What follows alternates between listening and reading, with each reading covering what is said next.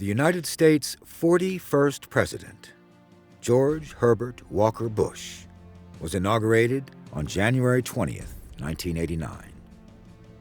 Bush was a World War II veteran who, at the age of 18, postponed college to serve as an aviator in the U.S. Navy, the youngest to serve at that time.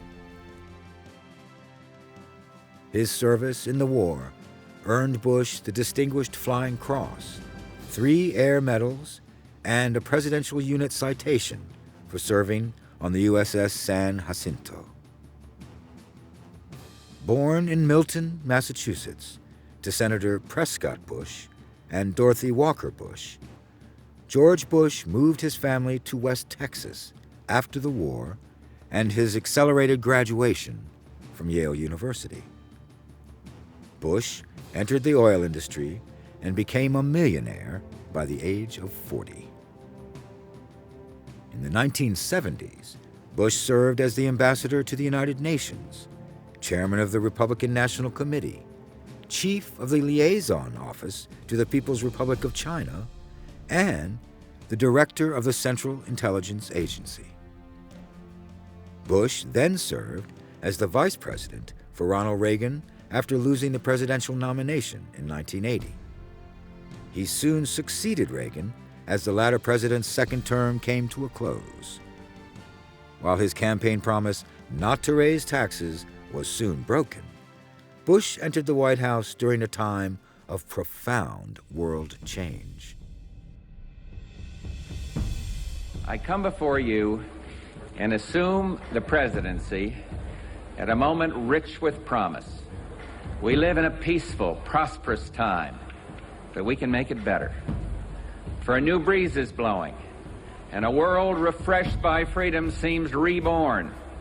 For in man's heart, if not in fact, the day of the dictator is over.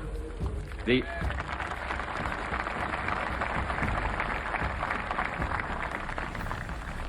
totalitarian era is passing. Its old ideas blown away like leaves from an ancient, lifeless tree.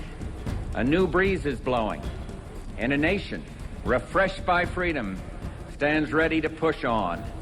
There's new ground to be broken and new action to be taken. On November 9th, 1989, less than a year after Bush had entered office, the Berlin Wall, a staunch symbol of the Iron Curtain and the Cold War, began to fall. East and West Germany reunited, and the wall was officially removed the following year. Bush's presidency was one driven by foreign policy, as the fall of the Berlin Wall was soon followed by the dissolution of the Soviet Union 2 years later.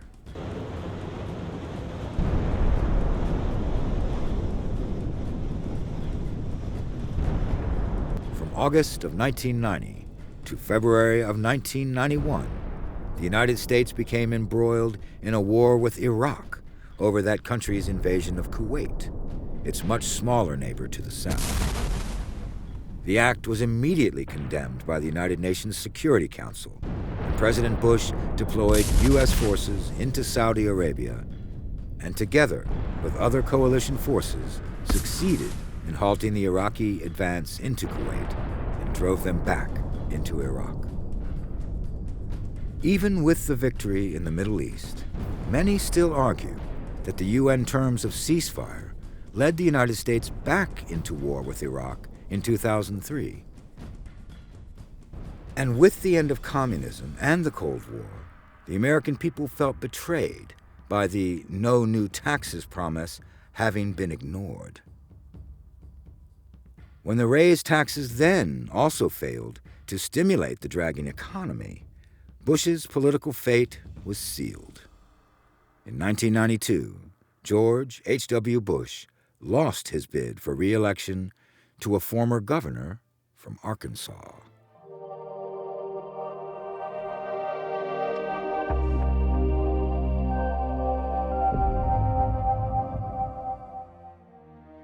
Thanks for watching.